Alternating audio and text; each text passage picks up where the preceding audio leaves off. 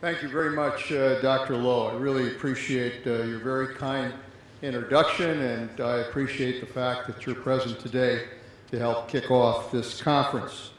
You are truly a living example of the importance of foreign language training.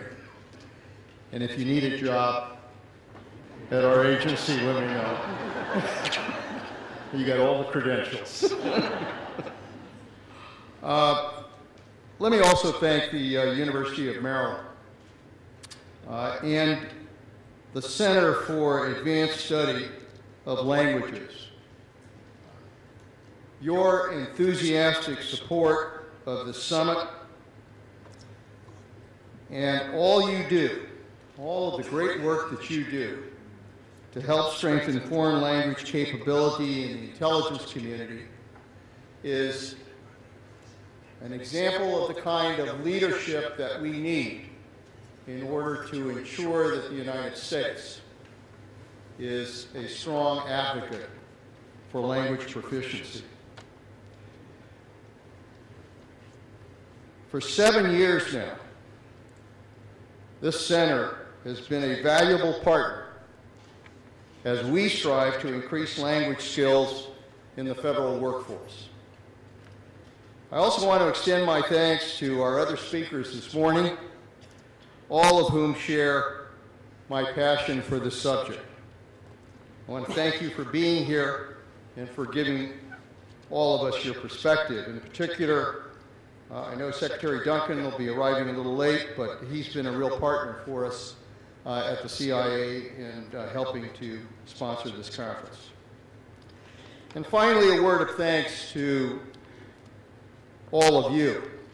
Also, I would like to acknowledge the work of our great staff in helping to organize this staff or this conference. I can't name them; they're all undercover.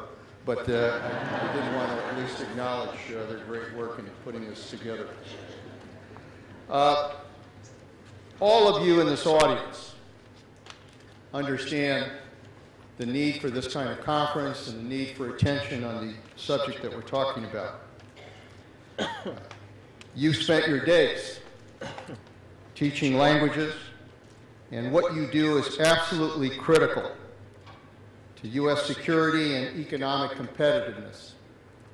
This audience, I think, truly does understand what the importance of language training is all about.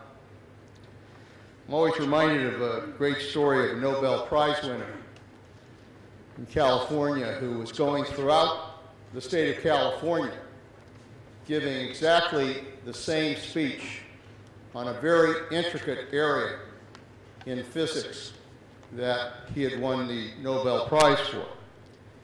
And so he kept going around, kept giving the same speech, and one day as he was headed towards Fresno, his chauffeur leaned back and said, "You know, Professor, I've heard that same speech so many times.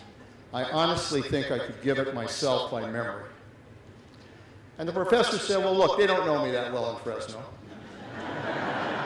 Why don't you get up and you give the lecture, and I'll take your uniform as a chauffeur and I'll sit in the audience and you give the speech." So he did. And they got up and the chauffeur got up and gave the lecture, spoke for an hour, word for word, and got a standing ovation at the end of the lecture. And the chauffeur who was seated in the audience couldn't believe what had happened. But then somebody raised their hand and said, "Professor, that was an outstanding address on a very complex area of physics. But I have a few questions." So he went into about a 3-paragraph question that included some equations, some formulas, and said, "Now, Professor, what do you think about that?" And there was a long pause. And the chauffeur looked at him and said, "You know, that's the stupidest question I've ever gotten. And just to show you how stupid it is, I'm going to have my chauffeur answer it in the audience." There are lots of chauffeurs in this audience when it comes to language training.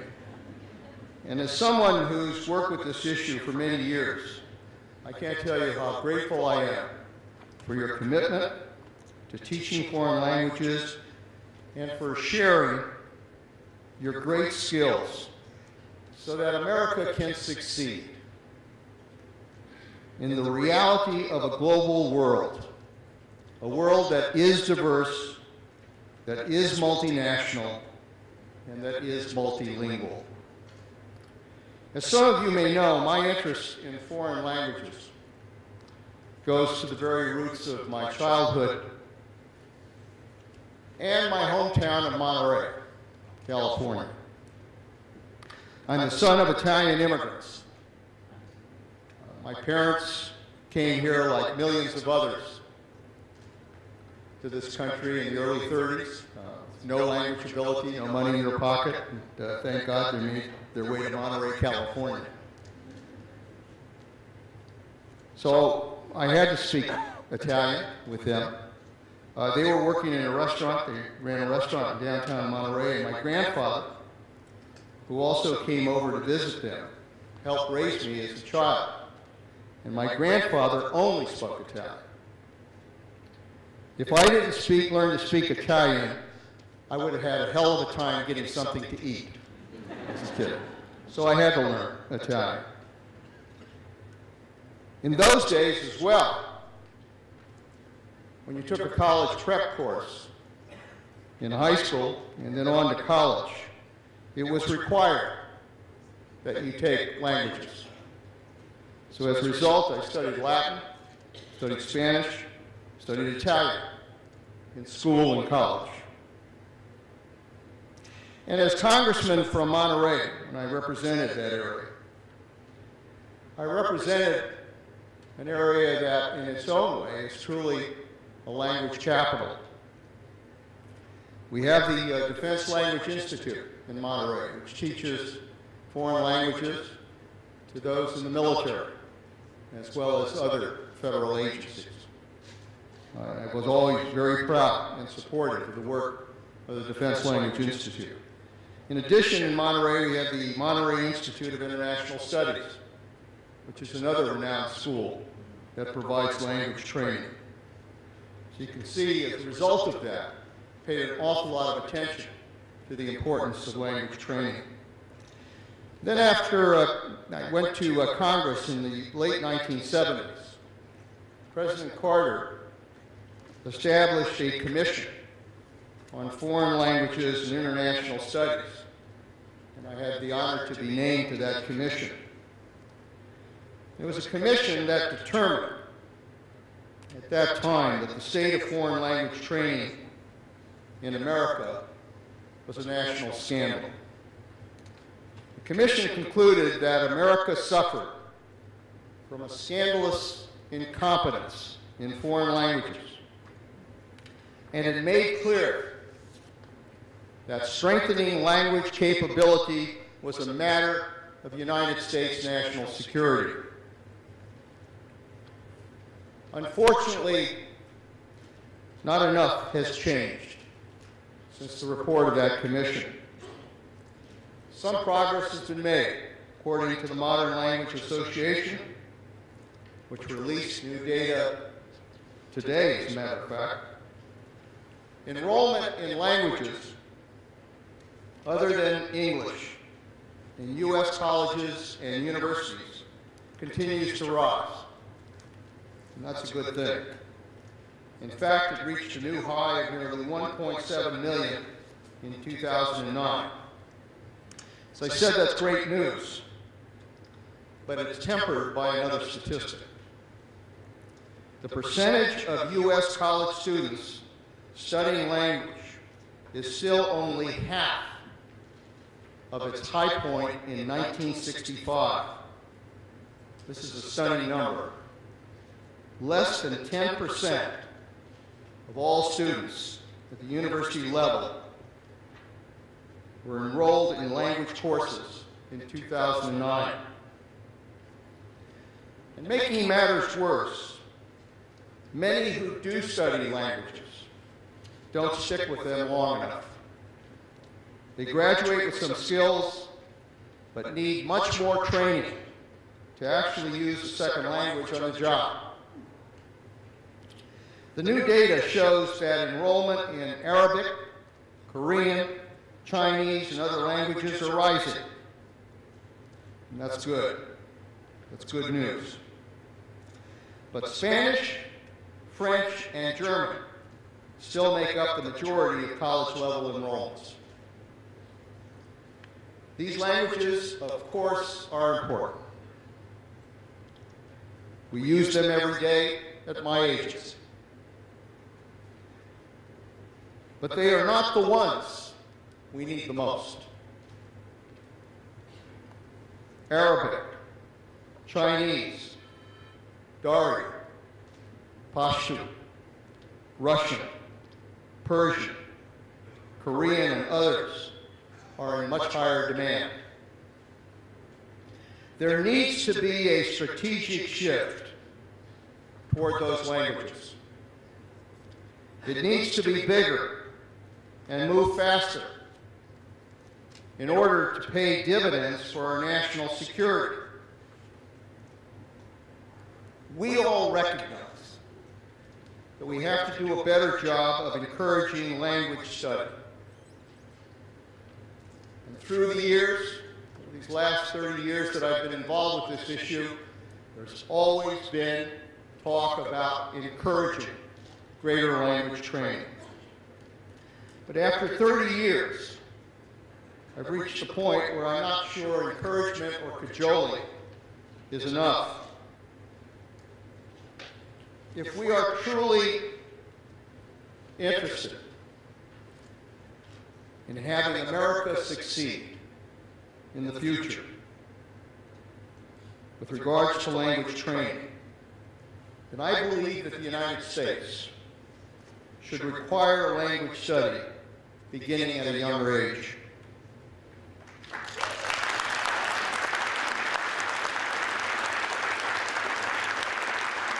And frankly, we ought to get back to mandating a language training as a requirement for graduation from college. My granddaughter, I've got 6 grandchildren, but this little granddaughter is in kindergarten. She's not even in the 1st grade, but she's learning Spanish, and she's singing in Spanish. And it's wonderful to hear. But I worry that as she moves on through school, so much emphasis will be put on her learning the 3 R's, reading, writing, and arithmetic, that her opportunity to really learn Spanish will actually diminish. And that would be a fundamental mistake. Americans need to understand that there is a 4th R that is important to education in this country. And that R stands for reality. The reality of the world that we live in. This country cannot simply expect the rest of the world to speak English. We must be multilingual. It is vital to our economic interests. It is vital to our diplomacy. It is vital to our national security.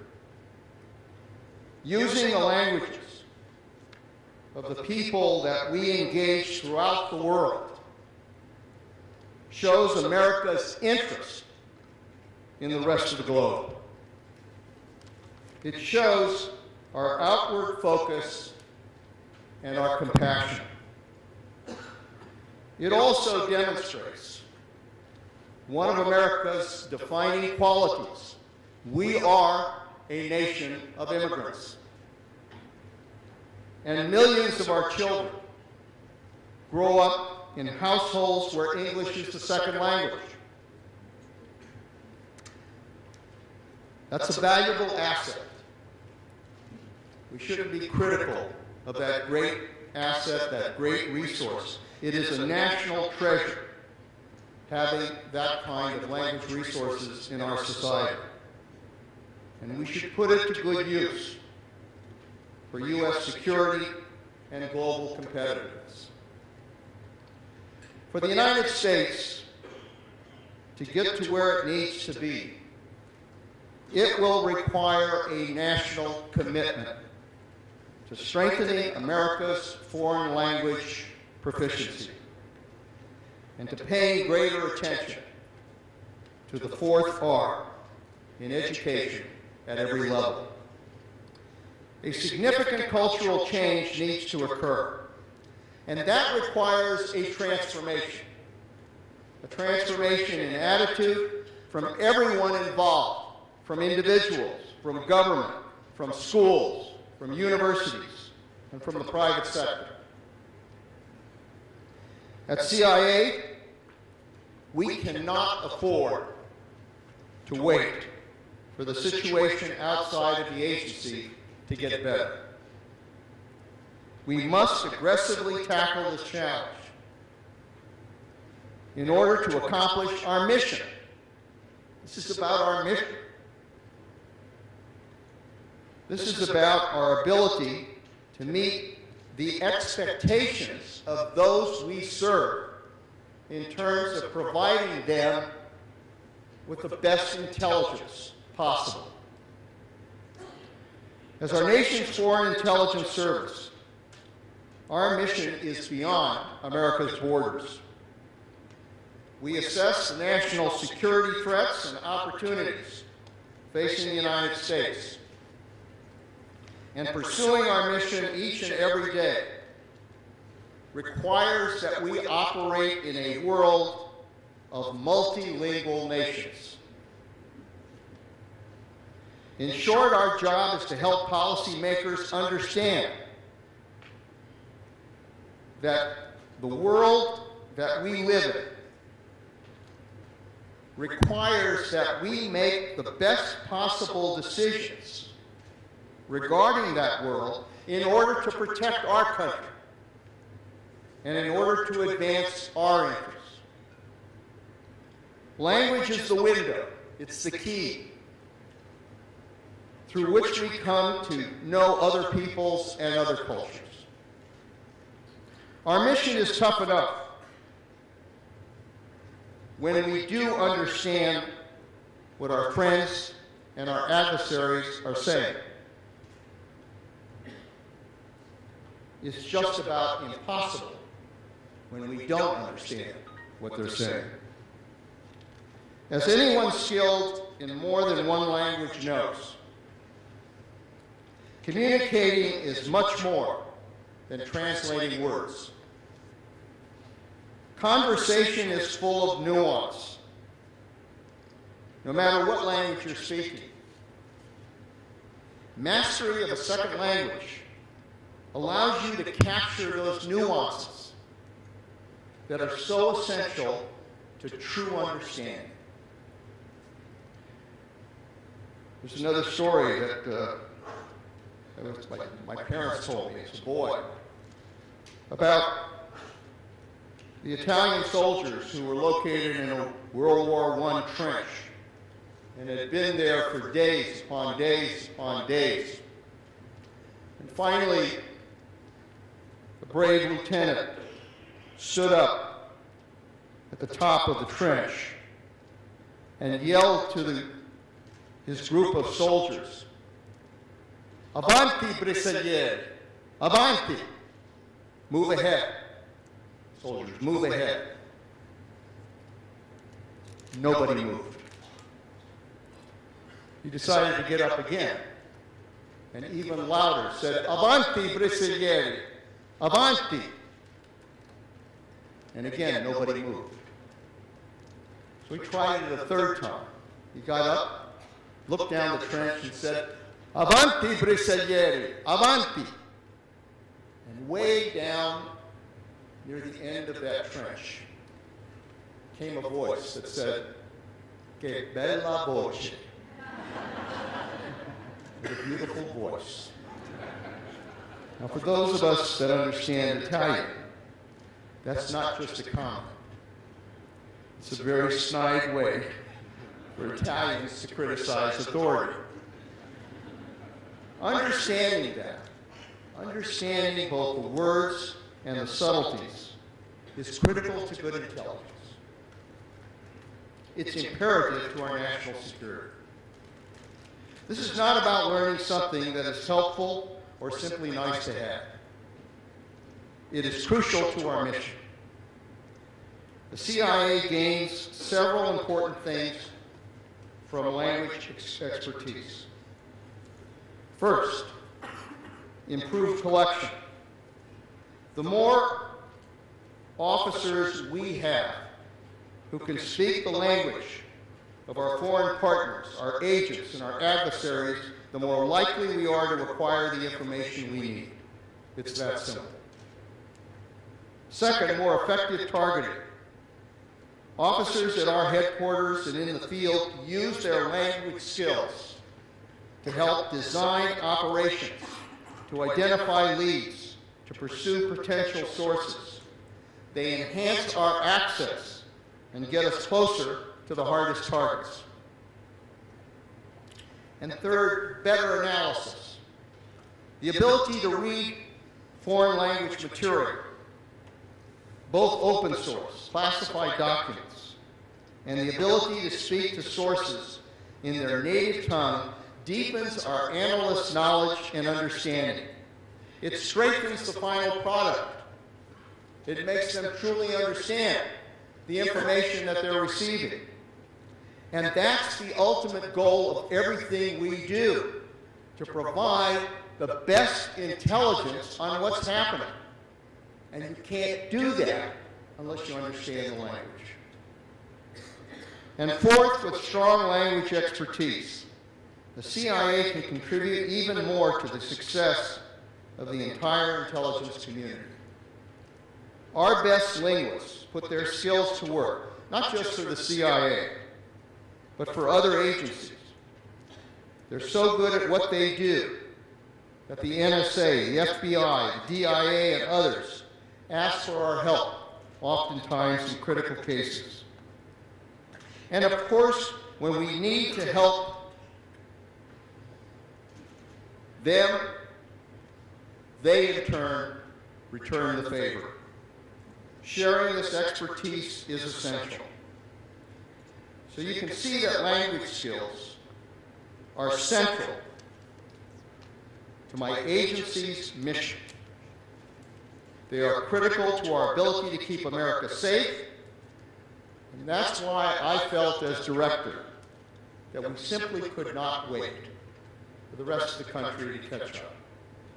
That what we had to do was to launch a 5-year language initiative that would, in fact, make us understand the importance of language training, but more importantly, make us a better intelligence agency. That program has some very ambitious goals.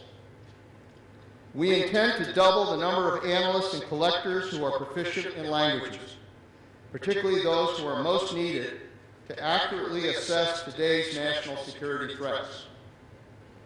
We will increase by 50% the number of officers with the right language skills, serving in jobs that require foreign languages. And we will dramatically transform the agency's language training capability. We're constantly looking for and incorporating the newest tools, the newest practices. And I know you all have the same goal, and that's why we plan panel sessions on those topics today. And I should also mention that I've made clear that if you want to advance your career at the CIA, you had better learn a language. A good intelligence officer must be a good linguist. Fortunately, our language initiative has a lot of support from the Congress. Congressman Holt and others have been extremely supportive. Soon after we announced our goals, lawmakers approved new funding to help us start this program. We received extra money from the Office of the Director of National Intelligence in the last fiscal year as well. And since then, we have made some progress. We've more new hires, both collectors and analysts, go directly into language training after graduating from analytic or operational coursework. That was not always the case. Oftentimes when they got out of those schools, they wanted to get out into the field. They wanted to get into operations. But now they're choosing, they understand that in order to do a better job out there, they've got to have a language proficiency. A higher percentage of officers in training are studying mission-critical languages, including the ones I mentioned: Arabic, Pashto, Urdu, Persian, Russian, Korean, Chinese. Our Language Institute is offering more tools to help officers maintain their skills and more options for distance learning. That's just what we need with a workforce that is spread across the globe. One of the problems, and it's true in the rest of society, you learn a language, if you don't keep it up, you soon forget it. We have got to maintain that competency in their language abilities. We've also recruited and hired more people with foreign language skills. In each of the last 2 fiscal years, more than a quarter of our new hires speak at least one foreign language. Within 6 months of coming on board, they're tested. And while the number who test are not often as fluent as we would like them to be, and who claim fluency, the fact is they bring an important language skill to the job. And we're proud of the results that we've had in recruitment, particularly the hiring of officers with mission-critical languages. And the final piece of our language initiative, as I mentioned, has to do with our senior officers. In the past, oftentimes, waivers were granted for those that were being promoted. And today, what I do is to try to say, if you want to get promoted, I'm not going to provide a waiver if you are in a language-critical position. You're going to have to learn the language. Language skills are now a stricter requirement for promotion in the Senior Intelligence Service.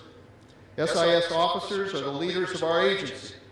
They must lead in this effort too, by maintaining their own language skills and by supporting language training for the officers they supervise. Since May 2009, when we announced our goals, the number of agency collectors and analysts with a foreign language has grown by almost 13%. And last year, we increased the number of officers proficient in mission-critical languages by 11%.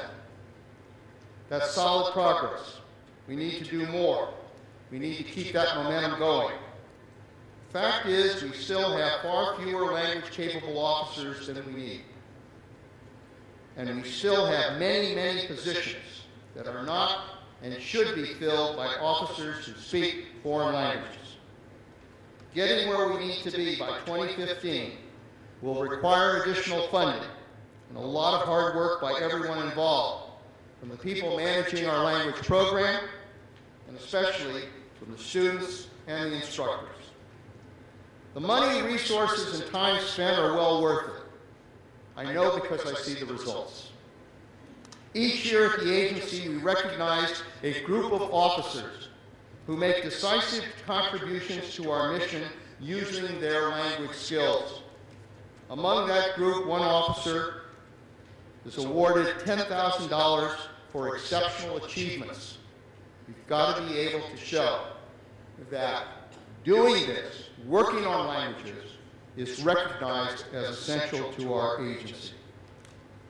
I wish I could tell you all about their amazing accomplishments. Many of these officers are quite young, relatively new to our mission. They are working in the field, they're working at headquarters. Over half of our officers at the CIA came in after 9/11. They are meeting with some of our most valuable assets, analyzing intelligence from sources across the globe. So for obvious reasons, I can't go into more detail, but it suffices to say that these officers are working with the hardest targets and some of the toughest problems we face, helping to acquire and understand critical intelligence that the United States simply would not obtain otherwise. So I'm proud of our language-capable officers, and I tell them every chance I can that these skills will serve them throughout their careers. We need a lot more officers that are just like them. Each and every day through their work, they are making a difference to the safety of our troops and to the safety of our world. Our agency officers are on the front lines. They are trying to protect this nation and to advance our long-term security. And the key to doing that, one of the important keys to doing that, is the ability to understand the world that we are involved with. That helps us better protect Americans everywhere. We've made a commitment to language proficiency.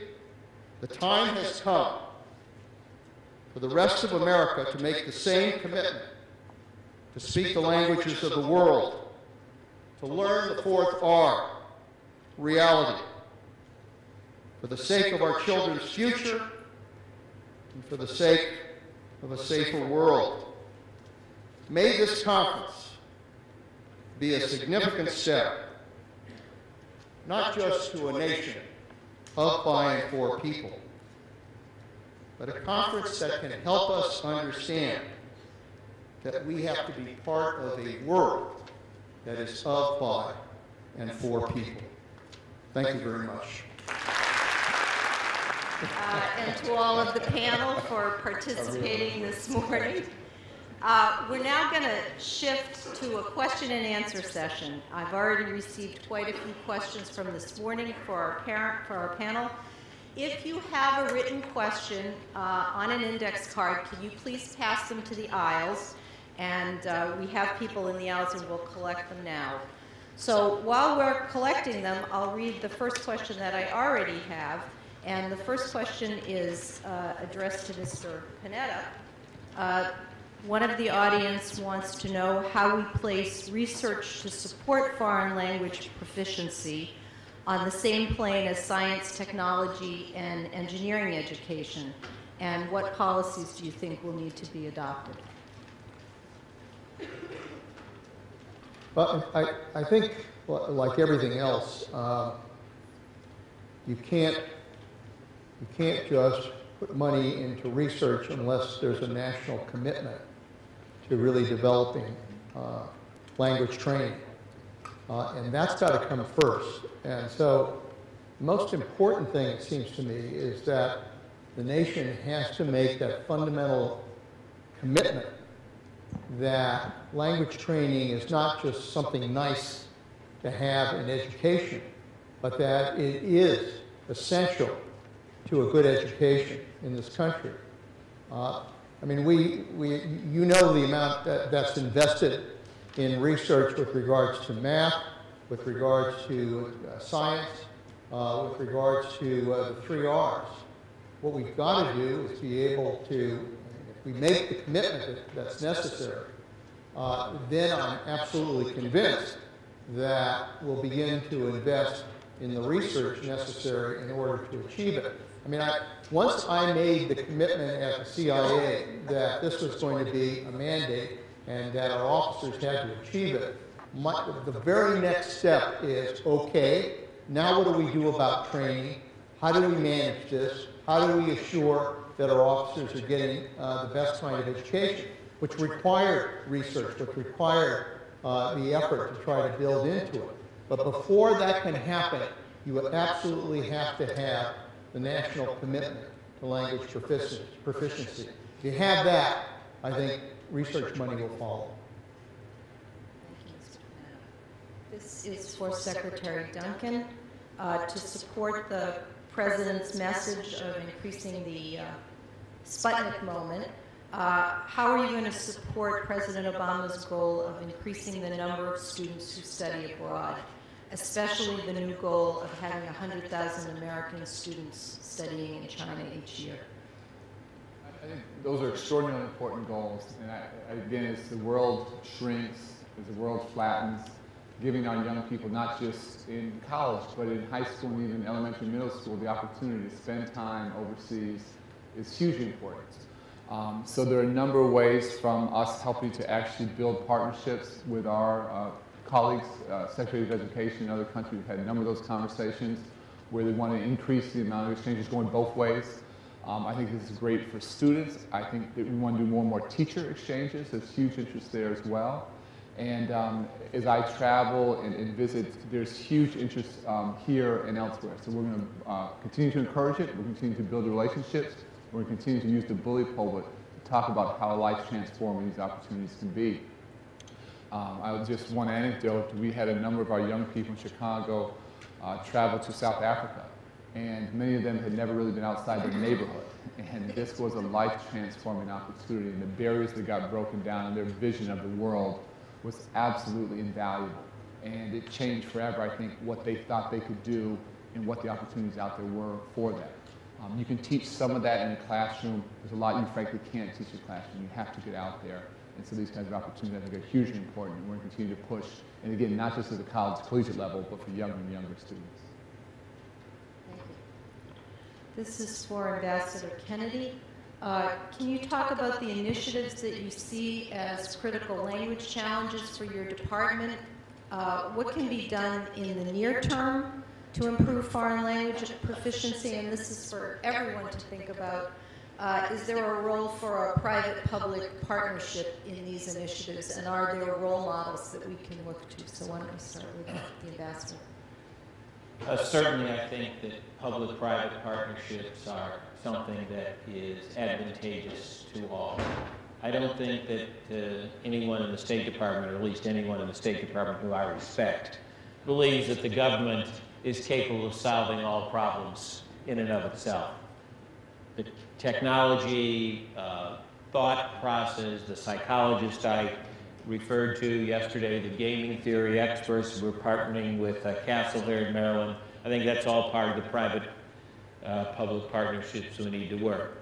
I think going to the heart of the question, what are we doing? I think there are two things. Everything that we do is obviously driven by resources. We know what we have to do. We have resource constraints. Up until 2009, when we got through the assistance of the President and the Secretary and the Congress, some additional resources, just as Director Panetta referred to, we were getting personnel in, and we knew where they had to go, and we knew what the languages were. In fact, every position the State Department has overseas is designated for a language requirement or not, depending upon the skills and abilities they have to bring. We were simply shoving people out without those language skills because we had so few people in the State Department that if I pulled somebody out of the line, so to speak, and put them in 6 months to 1 year or 2 years in some cases of language training, a job was going vacant around the world. And the need for political and economic reporting, the need for border security, the need to help American citizens in distress, the need to manage that platform overseas that defense attachés or others ride on was critical. We were just short. With the additional positions the Secretary has gotten for us, we have now have positions that we can put people into training and yet still have someone to go and fill those jobs. So the first thing we're doing is increasing the number of people in training while trying to keep the institution going, and that took a resource boost that we got. The second is something I touched on briefly, and I'm sure my colleagues could go into much more detail, and that's the use of technology. If I can't get everybody into the schoolhouse at Arlington Hall Station, how can, as Ruth Whiteside and her colleagues are doing, how can I push the schoolhouse out to them? So we have bought, and we realize that it is not the panacea. We now have huge site licenses for commercial products. Do we think they're the best way to do it? No. But they have developed products that you can use on on your PC while you're sitting waiting in the evening for Washington to wake up or finally go to sleep so they stop bothering you. You can do it at home in the evening. You could take a couple hours on the weekend, where you're spending some time with your family. But those kind of language training, plus other programs that we have self-developed in addition, as I said, to the Rosetta Stone licenses.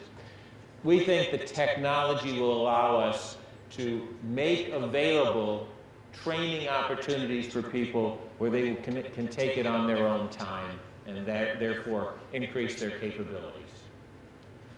Before we leave this, would anybody else like to talk about technology, and then we'll get to the private-public partnership? Anybody else? We'll move on. Okay. This is for anyone on the panel. What role do you see for the private sector to play in increasing language proficiency? And are there role models that we can look to for other partnerships in other areas? I'll start. Again, I think all of us are resource constrained and trying to do more of less. And so we've had some amazing partnerships with the private sector around the arts. Had some great partnerships around math and science, and so there are examples and models out there. So I think for us not to tap into that expertise, those resources, and do more together would be foolhardy. And I don't think we've probably done enough in that area. So there's a huge opportunity there. The other thing I'd just like to push a little bit separately is that I just think we have many well-intentioned principals and superintendents. There just aren't enough good foreign language teachers out there. So I think technology has to be a huge part of the answer, but I just want to go back to what something I said before. I think where we have areas of critical need, like foreign languages, like math and science, we should be paying those teachers 5, 10, 15 grand more, pick a number. But we just have a supply-demand issue that we've been reluctant to address. Money won't solve it, but money will be a step in the right direction. The private sector is absolutely essential to the partnership that you need in order to make this happen. And it's essential for a couple of reasons. Number one, because if the private sector in a global marketplace is going to be competitive, they damn well better have individuals that speak the language in that kind of marketplace. So it's just good economic sense for them to be concerned about language training. Second is that they represent a political force, that if the private sector, in fact, believed that this was essential to their ability to do business and to the ability of this country to have a better stature in the world so that it creates the atmosphere for them to do better business, then that can be a political force in terms of persuading Congress and whoever else to try to invest the resources that are necessary in doing this. Now, I have to say that private sector has been, in some cases, slowly coming around in that what they would prefer to do, if they have an office overseas, they hire people overseas to basically speak the language that is familiar to that country, as opposed to bringing people from here who can speak the language and be part of that company. It's easier for them to basically hire people in France or Germany or whatever to speak that language. That's just the nature of how businesses have operated. What we need to do is to convince them that it is much better if people from here, having the language capability, go to work for that corporation abroad and represent not only loyalty to this country and to their interests, but also put the best face on in terms of dealing with others. If you have somebody who looks like America, but who speaks the language, that has a huge impact in dealing with people abroad. So private sector, absolutely important to this partnership, but they are going to have to mobilize a lot more than they are at the present time. And I'd like just to add that I kind of like twist this cultural issue a little bit differently. When I think about the private sector, I'm actually thinking more about not getting so comfortable in my own zone right now, Department of Defense, that I'm not listening to anybody else. I refer to it sometimes as the hand. The hand of, don't call me, don't bother me, I've got all the answers. And so what I'm alluding to right now is that it's important to be inclusive in terms of how we move forward. Doesn't mean that is the answer, the private sector or government. It just means that if I go native totally where I am right now, I'm missing something.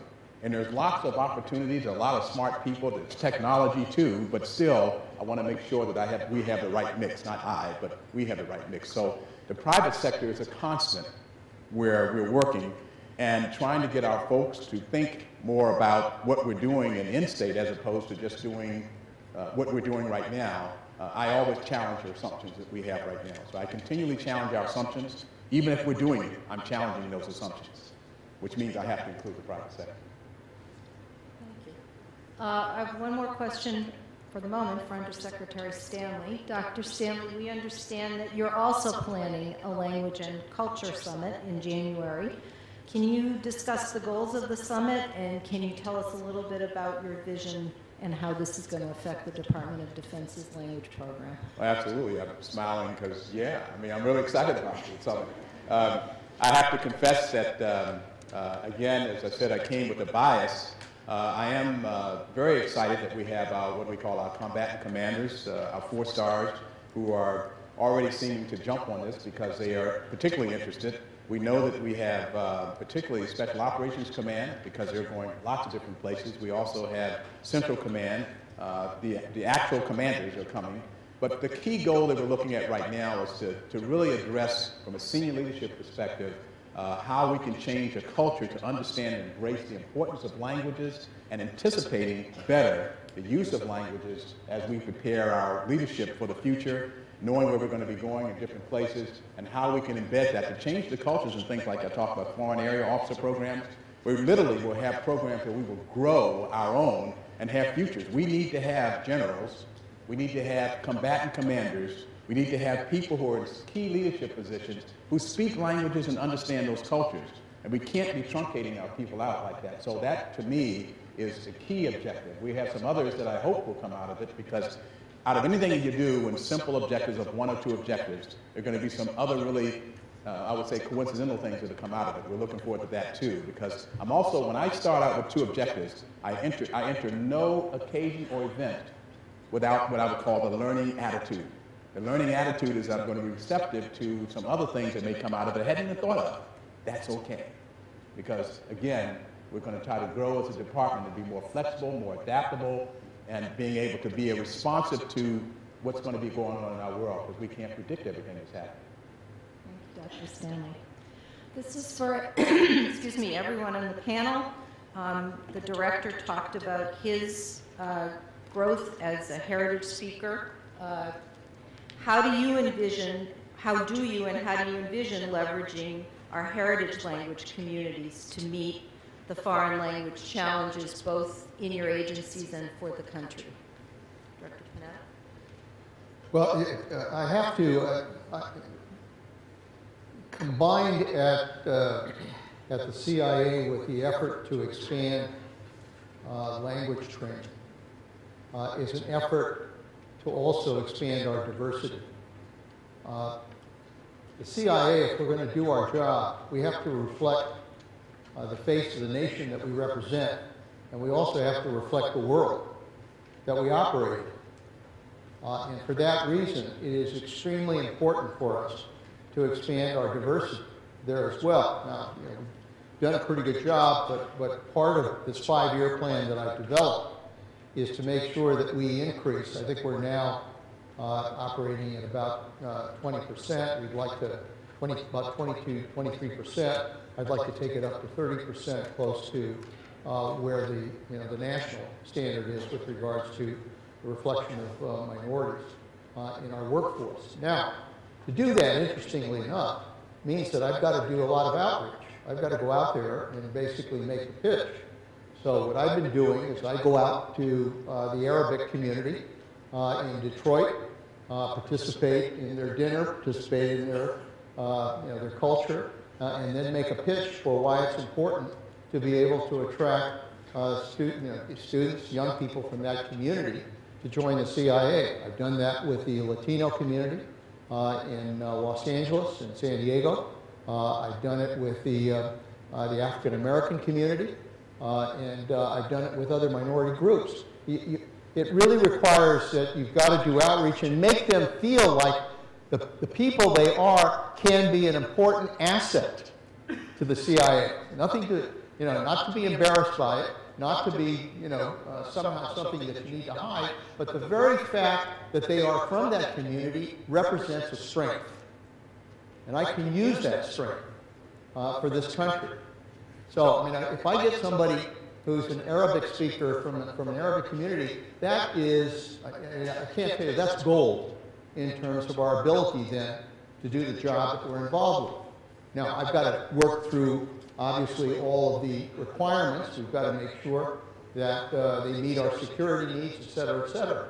But I think we can get that done, and that's one of the things we're doing now. So what I've been trying to do is to do a lot more outreach into those communities to make them understand that they have a role to play in CIA. CIA is a mystical kind of agency to begin with. Most people don't know what the hell we really do.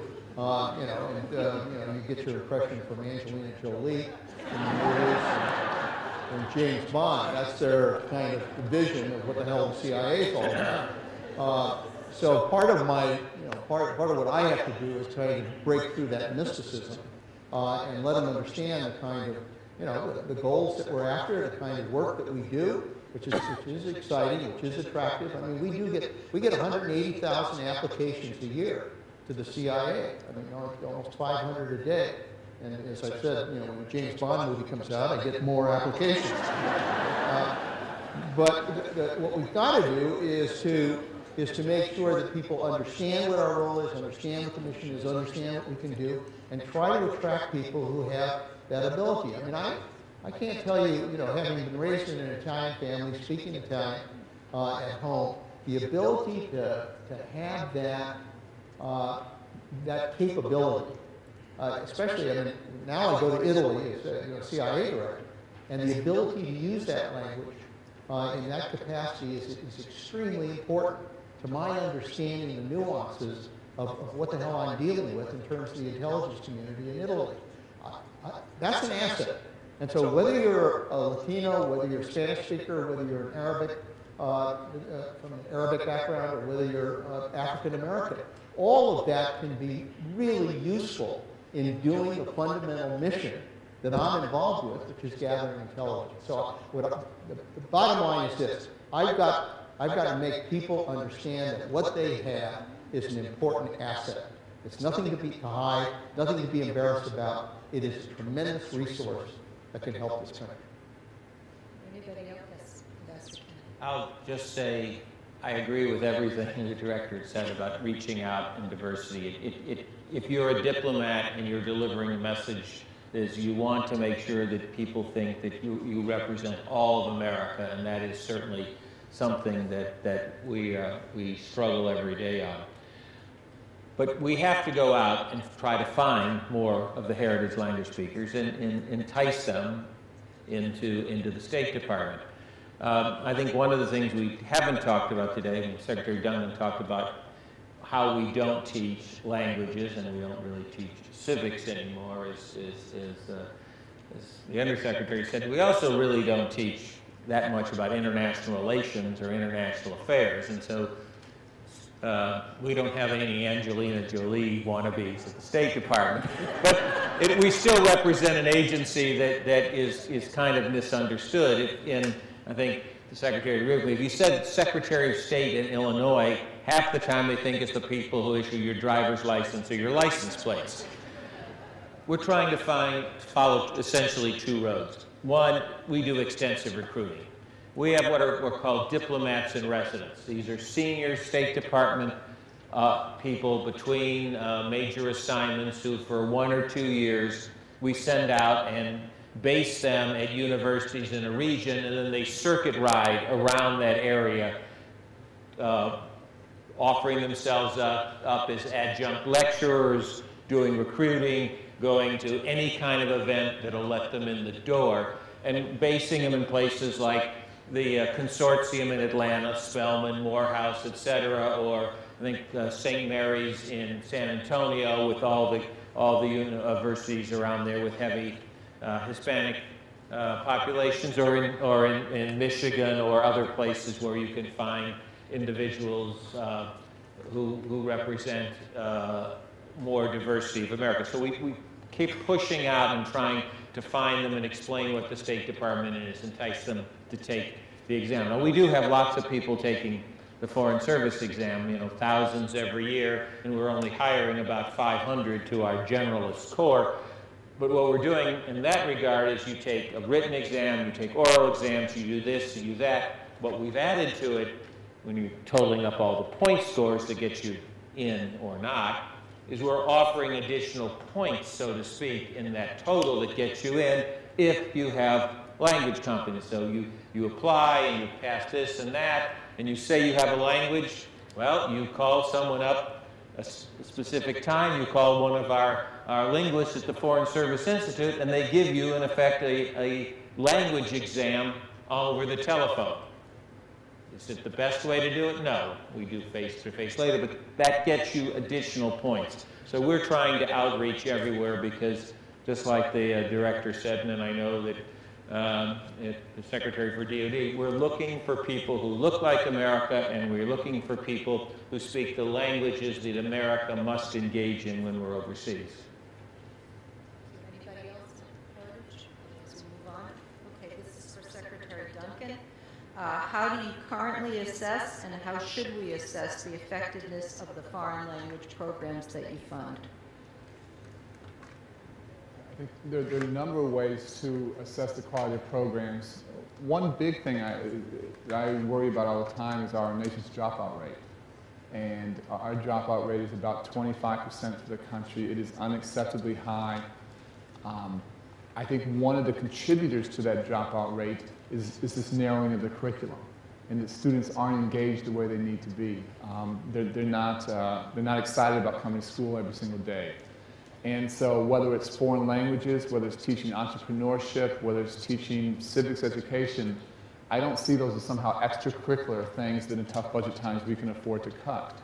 And so as we're looking at program outcomes, looking at increases in graduation rates, looking at more students going on to college, and not just going on, but being successful in graduating, those are the kinds of outcomes that we're looking for.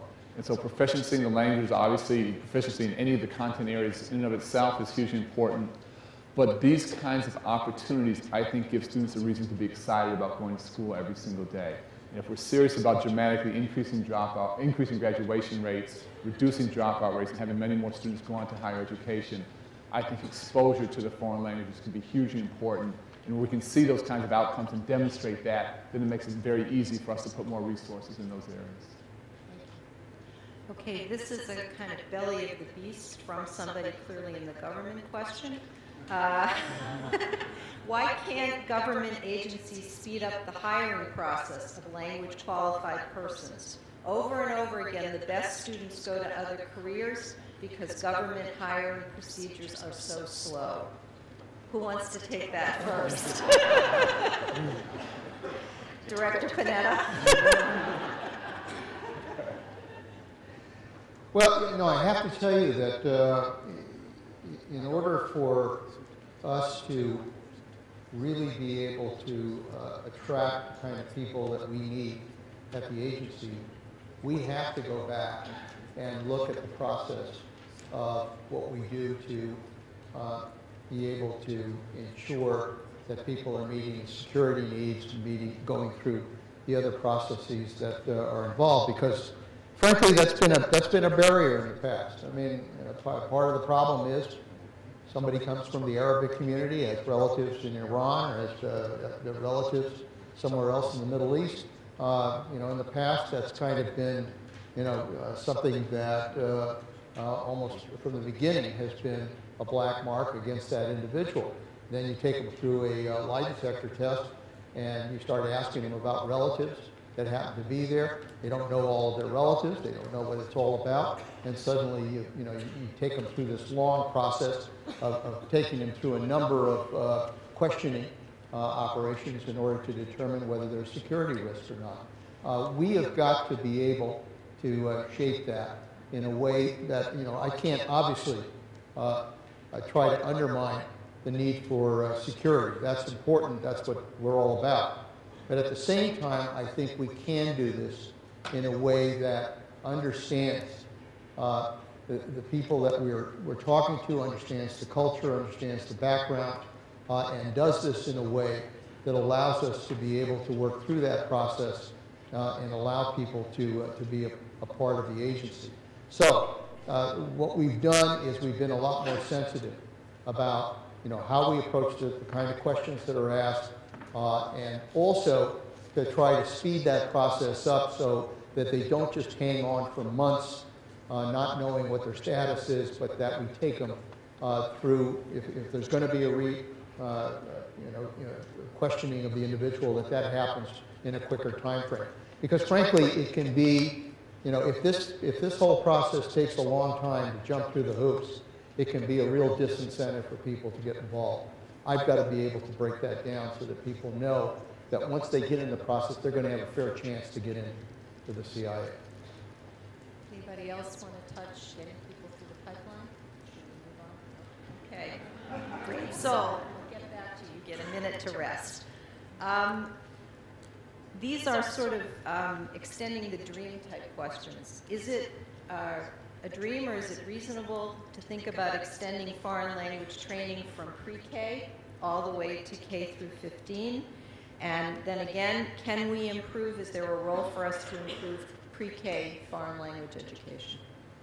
Well, I was going to say something. I know this is education go ahead. purview, but since I introduced the pre-K through 12, the pre-K part, I think it is reasonable, but I do think we have to think through what we're going to be doing and have our objectives really focused, and I just think it's achievable. I know we can do it. It's done now to a certain degree, depending on what the motivation is for an individual who happens to have started out pre-K in a certain language and then continued that language all the way up, through 16.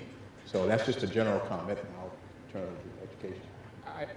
I think it's absolutely achievable, and I would argue is hugely important. I mean, there's lots of research around brain development that says the best time to learn languages are not at 38 or 48. You could argue that pre-K is even a little bit late, but at 1 and 2 and 3, having that exposure and access, it's dramatically easier to learn a second language.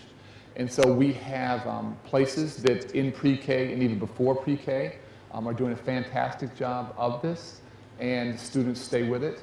That is absolutely more the exception than the norm. And what we have to continue to do is to fund those places and to fund those programs where you have the Head Start institutions in the elementary schools and middle schools and the high schools working in a pipeline where these opportunities continue. And so we've been blessed to have new significant resources to invest in best practices and to scale up what works and to invest in innovation.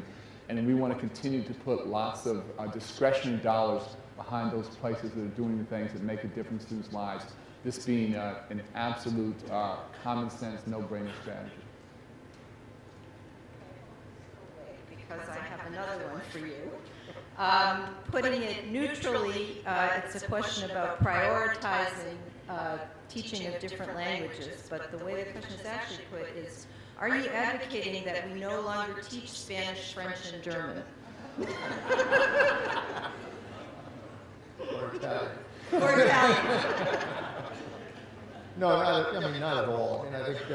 I think it's important that students obviously are able to reach out to any language. I think that's important.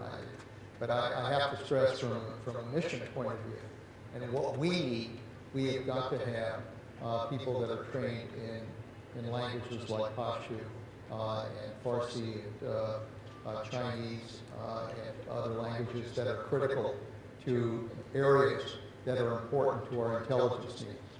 And frankly, look, in today's world, we ought to have people trained in those languages. We are a global world. We're going to be dealing in marketplaces in a lot of places around the world. We ought to be able to speak their language. You ought to be able to understand the culture. I have to tell you, with regards to the whole, issue of Al-Qaeda, which is, the president has made very clear that my fundamental mission is to dismantle, disrupt, and defeat Al-Qaeda, because obviously they continue to threaten attacks on this country. Now, we do operations, we're doing intelligence, we go after them, we do everything we can to try to make sure that we contain them and we defeat them. But ultimate defeat is going to depend on a lot more. It's going to depend on understanding. Yeah, I think these are often false choices, false dichotomies. It's not teaching less German and Spanish and French and Italian. It's teaching a lot more of the language and the culture that the director's talking about. And so to put one against the other misses the point that we have so far to go, and we shouldn't be, going against each other. We should just be doing, 10-fold, 20-fold, 50-fold in these other areas. Thank you very much. The last card I got told me that this is all the time that we have for today. So now's the time for thank yous and administrative details.